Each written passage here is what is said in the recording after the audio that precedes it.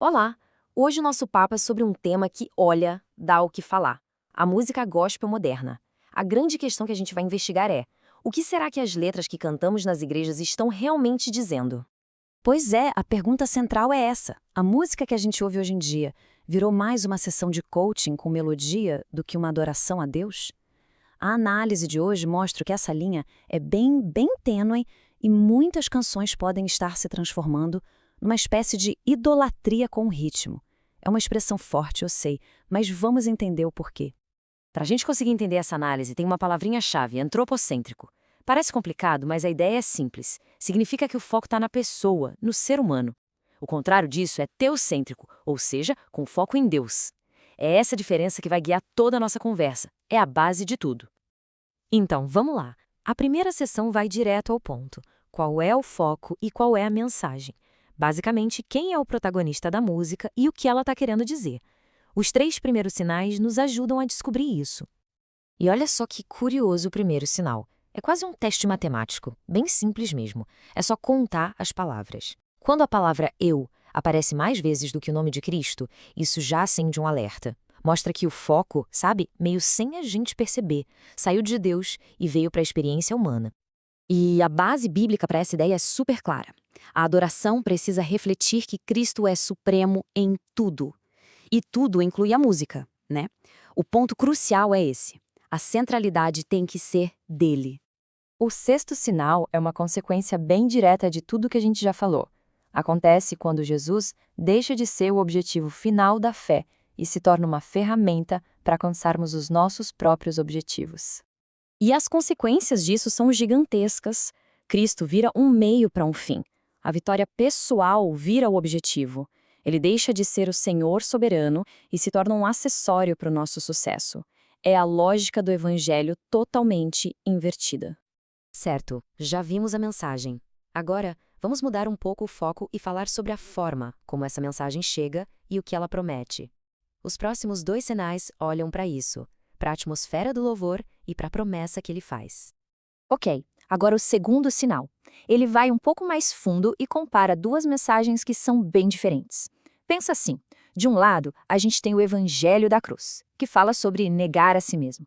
Do outro, um tal de Evangelho do Triunfo, que foca só em vitória, sucesso e que muitas vezes esquece de falar da necessidade de arrependimento e da realidade das dificuldades.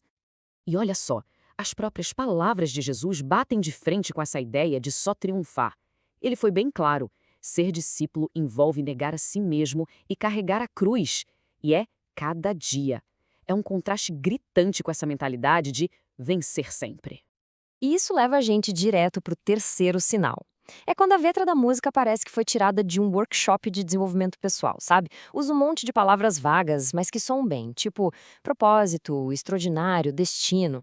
O problema é que esses termos podem acabar esvaziando a mensagem, tornando-a genérica e sem o conteúdo teológico do evangelho. O quarto sinal é algo que a gente sente.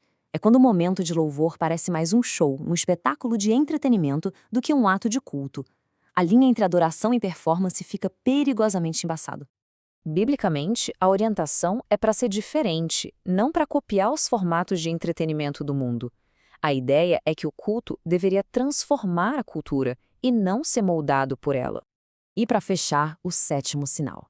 Ele acontece quando a música simplesmente não desafia, não chama para uma vida de santidade, de serviço, de submissão.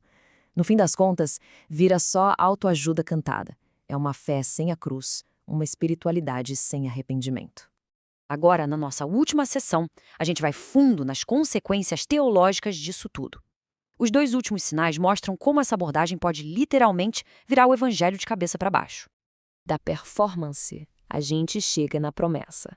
E este versículo de Malaquias é um exemplo clássico.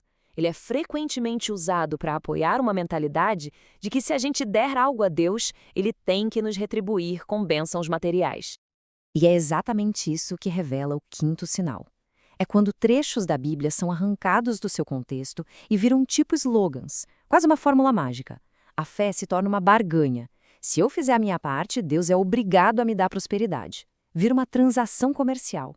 Bom, chegamos na reta final da nossa análise. Depois de ver todos esses sinais, a fonte que a gente está usando oferece uma ferramenta bem prática para aplicar tudo isso no dia a dia. E a ferramenta é super simples. É um teste de 3 ou mais. Pense nisso como um termômetro, um teste rápido para avaliar a letra de qualquer música. A regra é a seguinte: se uma música tiver 3 ou mais dos 7 sinais que a gente conversou aqui, a chance é altíssima de que o foco dela seja antropocêntrico. Ou seja, a música, no fundo, é mais sobre o ser humano do que sobre Deus. Mas afinal, por que se preocupar tanto com isso? Porque a música de adoração é muito poderosa. Ela tem uma função dupla. Primeiro, ela é uma oração cantada, uma conversa com Deus. Mas ela também é ensino, uma forma de doutrina que vai moldando, aos pouquinhos, aquilo em que as pessoas acreditam. E é por isso que a gente termina com essa pergunta, que fica para reflexão. Já que a música ensina, o que exatamente as canções que cantamos estão nos ensinando a valorizar e a adorar? A nós mesmos ou a Deus? A resposta a essa pergunta, no fim das contas, define o centro da nossa fé.